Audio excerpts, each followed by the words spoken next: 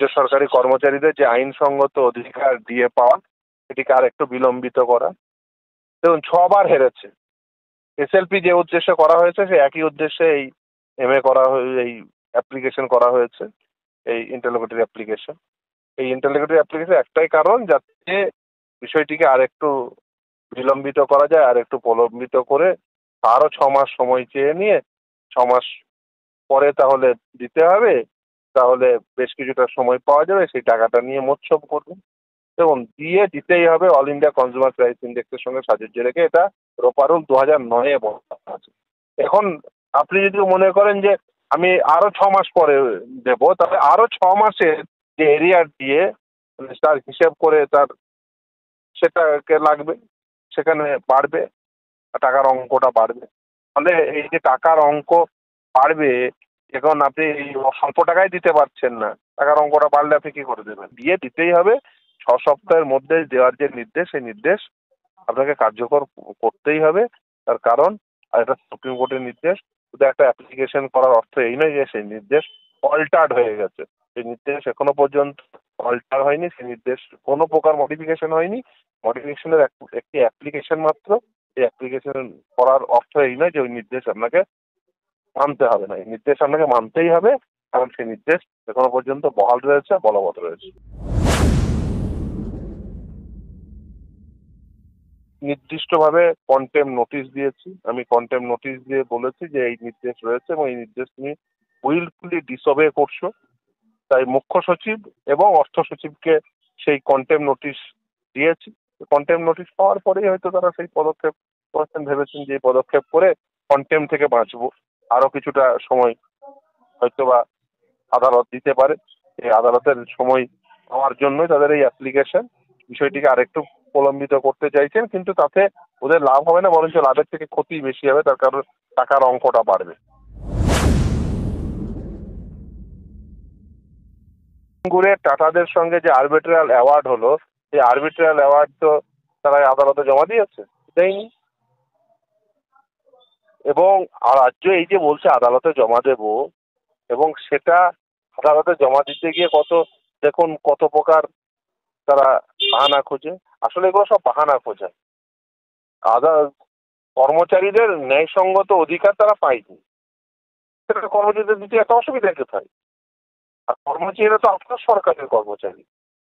আপনি যদি যদি যদি কালকে আপনি যদি সরকারের কাছে ধরেও নি, আপনি মামলাটি এসএলপিটি আপনার গ্রহণ করলো এবং এসএলপি গ্রহণ করে হয়তো আপনার পক্ষে রায় দিল, আপনার কর্মচারী, আপনি তাদের কাছ থেকে সেটা পারবেন না? এটা কখনো হয়?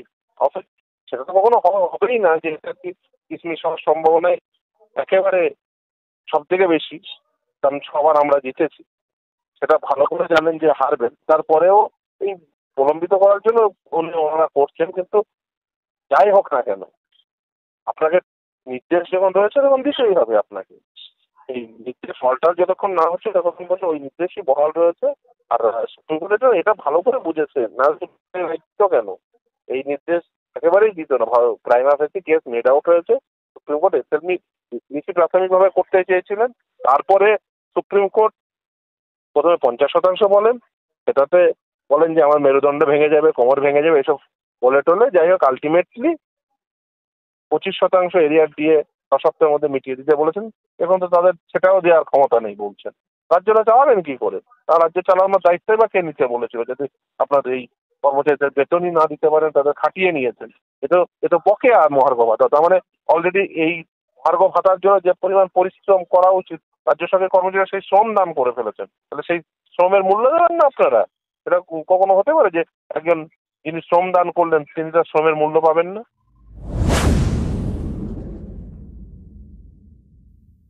এই যে রোপারোল 2009, সেটা আর্টিকেলে 309, আমাদের সংবিধানের আর্টিকেল 309-কে ইনভোক করে সেটি তৈরি করা, ফ্রেম করা, এই রুলটা ফ্রেম হয়েছে। তাহলে এটা সাংবিধানিক একটা প্রভিশনকে ইনভোক করে এই রুল ফ্রেমিং হয়েছে, তাহলে সেটি একটি সাংবিধানিক অধিকার। এবার আর্টিকেল 21-এর কথা যা আপনি বললেন, সেটা হচ্ছে রাইট টু লাইফ। কেন এটা রাইট টু লাইফের সঙ্গে যুক্ত সংশ্লিষ্ট? কারণ রাইট টু লাইভলিহুড, অর্থাৎ একজন মানুষ তার জীবন ধারণের জন্য তো খাদ্য প্রয়োজন। খাদ্যের যদি মূল্যের বৃদ্ধি ঘটে, তাহলে তার সমপরিমাণ বৃদ্ধি যদি আপনি বেতনে না ঘটান, তাহলে কিন্তু তার দৈনন্দিন যে খাদ্য, সেই খাদ্যের যোগান কমবে।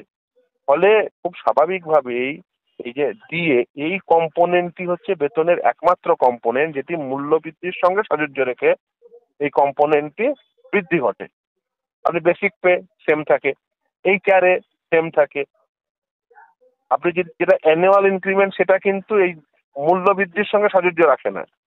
সেটা শুধুমাত্র একটা অ্যানুয়াল ইনক্রিমেন্ট। বলতে পারেন যে একটা একজন সরকারি কর্মচারী, তিনি একটা সাম শর্ট অফ এক্সপিরিয়েন্স গেইন করছেন, তাই তাকে এই অর্থটি যেটা অ্যানুয়াল ইনক্রিমেন্ট হিসেবে দেওয়া হয় 3%, সেটা হবে। কিন্তু প্রতিদিন বাজারে যে মূল্য বৃদ্ধি ঘটছে তার সঙ্গে সাযুজ্য রেখে ডিএটি দেওয়া হয়। ফলে সেটিকে সেটিকে অবভিয়াসলি লাইফের সঙ্গে যুক্ত, সংশ্লিষ্ট রয়েছে। ফলে এই নিয়ে কোনো মানে আপনি বলতেই পারেন যে এটা মৌলিক অধিকার। সেই জন্যই আর কলকাতা হাইকোর্ট বলেছিল, আমি যদি তর্কের কাছে ধরেও নিই সেটা মৌলিক অধিকার নয়, সাংবিধানিক অধিকার তো বটেই, আইনসঙ্গত অধিকার তো বটেই। কারণ সে এই যে রোপা রুল 2009, এটা ফ্রেম হয়েছে আন্ডার আর্টিকেল 309, সংবিধানের আর্টিকেল 309কে ইনভোক করে এই রোপা রুল ফ্রেম। তো খুব স্বাভাবিকভাবেই সেটা সাংবিধানিক অধিকার। আমরা সেটাই দেখিয়েছিলাম আদালতে, এবং প্রথম থেকে আপনাদের মনে থাকবে মহামান্য বিচারপতি দেবাশিস করগুপ্ত থেকে শুরু করে মহামান্য বিচারপতি হরিশ ট্যান্ডনের ডিভিশন বেঞ্চ, প্রতিটি বেঞ্চই আমাদের যে কন্টেনশন সেটিকে আপহোল্ড করেছেন। যে রোপা রুল যেমন আন্ডার আর্টিকেল 309 এটা ফ্রেম হয়েছে, তাই রোপা রুলের বর্ণিত যে ডিএ, সেটা একটি সাংবিধানিক অধিকার এবং সেটা আদালতের দ্বারা সবার প্রতিষ্ঠা পেয়েছে। ফলে যেহেতু সাংবিধানিক অধিকার হিসেবে প্রতিষ্ঠা পেয়েছে, তার সবার হেরে যাওয়ার পরে আপনি লিখতে পারেন অনেক কথা অ্যাপ্লিকেশনে, ওদের সেটা রাজ্য সরকারের অ্যাপ্লিকেশন, তাদের অ্যাপ্লিকেশন লেখা আছে মানেই তো আদালতে সেটা গ্রহণযোগ্য হয়ে যায়নি। রোপা রুল 2009-এ বলা আছে ডিএ দিতে হবে এআইসিপিআই অনুযায়ী, আর এআইসিপিআই হচ্ছে গোটা দেশের জন্য একটি, এবং সেই এআইসিপিআই নির্ধারিত হয় গোটা দেশ থেকে ডাটা কালেক্ট করে, এবং সেটার সঙ্গে সাযুজ্য রেখে দিয়ে দিতে হবে। এখানে লিঙ্কেজটা হচ্ছে এআইসিপিআই, কারণ এআইসিপিআই অনুযায়ী কেন্দ্র দেয়। তার মানে এই নয় যে কেন্দ্রের হারে চাইছি, ওই রোপা রুল 2009-এ বলা আছে এআইসিপিআই অনুযায়ী দিতে হবে, তাই দিতে হবে। PMAY scheme, prime minister Awas Yojana বা এনরেগা, তার সাথে মানে কর্মচারীরা ডিএ পাওয়ার কি সম্পর্ক? এগুলো তো স্কিমের টাকা, স্কিমের টাকা কমালো বা বাড়ালো, তার সাথে কর্মচারীদের বেতনের কোনো প্রকার সম্পর্ক নেই। এটা মানে খুব ফালতু কথা, এই কথার কোনো মর্মার্থ নেই।